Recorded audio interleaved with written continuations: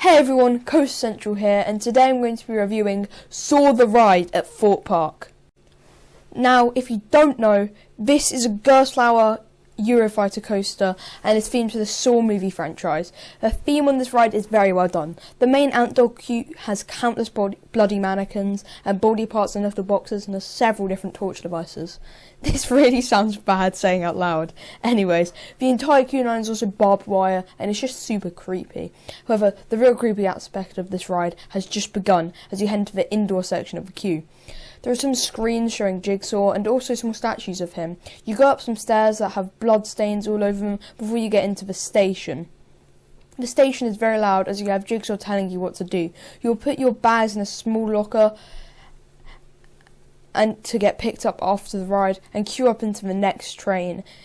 These trains are the classic Eurofighter trains. However, something I found interesting is that this is a double boarding station. There are two trains in the station, and if you're on a second, which I have never been on, you get a special treat before the lift hill. But that's for later in the review. You board the 8-passenger ride vehicles and put on the really nice and comfortable Gerstlauer over-the-shoulder restraints. Well, until you ride later. You get dispatched from the station and begin your journey through the 2,300 feet of twisted track. You start with a fantastic indoor section. You take a right-hand turn out of the station and see a freaky animatronic of Jigsaw riding a bike. You look forward and see a massive wall of spikes in front of you, and before you know it, you get yanked out of your seat as you traverse what feels like beyond vertical drop. You get some intense positives as you go around a turn, and all you can hear is laughter, and it's just freaky. Travelling around the pitch black, with constant spiky objects and devices narrowly missing you, is just disorientating. However, this is just the beginning. You enter a small set of brakes before you go through a hang time field inversion. This barrel gives really nice hang time, and the fact that you start doing it in the pitch black and start travelling out into broad daylight is really discombobulating. That's right, I know fancy words. You enter a small 180-degree turn before heading up the vertical lift hill. If you're in the second train of the station, you get a small message from Jigsaw himself, whilst the other train traverses the rest of the course. It's at this point that you look up and see the towering 100-foot-tall lift hill.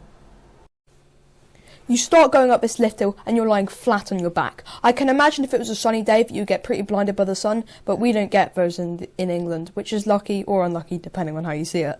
After reaching the top of the lift, you realise what comes up must go down, and so does this in one of the most excellent manner possible. You get yeeted out of your seat as you enter the 100-degree drop.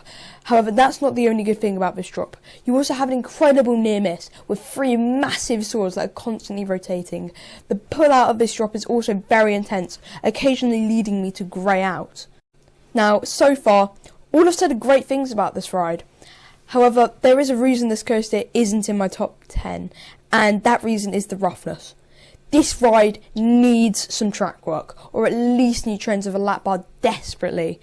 This ride has an unmissable rattle, and it will violently shake you around and leave you with a headache. And this is where it starts. The coaster is rougher than a nearly 100-year-old Woody at Blackpool and a flippin' SLC, a relocated one at that. This coaster is really ruined by the roughness, and it starts here. After the great first drop, you get some positive G's turned into weightlessness as you get a bunch of hang time at the top of the Immelman. However, you quickly pick up speed and get a snap of laterals. Lots of Eurofighters like Rage focus on hang time, however this one powers through all its elements like it's a flippin' Intamin blitz. You fly into a forceful overbank, but like the Immelman has a really bad rattle, but it's still quite a whippy element. You then enter a relatively roughness-free part of the ride as you get wonderfully sustained ejector airtime over a hill. This is my favourite element on the ride because of the pure intensity and sheer negative G-forces that you get from this element. You enter a sharp 180-degree turn that gives nice forces, however still suffers from the roughness, into the mid-course brake run. Now most days this doesn't slow you down, however sometimes it will. The second half starts with a sudden dip that provides decent ejector into a very whippy dive loop. This is the roughest part of the ride without a doubt. It is also one of the most demonic elements created by Gerstlauer. This does not feel like your normal dive loop like on the Smiler. It whips you around with such a serious lateral snap, and then you just get crushing positive G-forces. The amount of forces on this element makes me always grey out and I love it. However, it is very rough, which also kind of adds to the intensity. You then enter an upward twist that is pretty rough before heading into the brake run. This coaster layout has a little bit of everything, other than roughness. that has tons of it. The pacing and layout for this coaster would probably warrant it at 9.5 out of 10. It is that good. However, I just can't give it that score when it is this rough. For me, it is the worst out of the big 5 at Thorpe Park. Yes, behind a Colossus, just because of the roughness. If it was smooth, it would probably rank the second best in the park. It's just unfortunate it is this rough. So instead of a 9.5 out of 10, I will give it a 7.5 out of 10.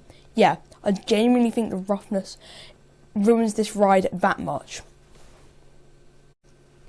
Anyway guys, I hope you enjoyed this review, and make sure to like and subscribe if you enjoyed the video, and I'll see you in the next one.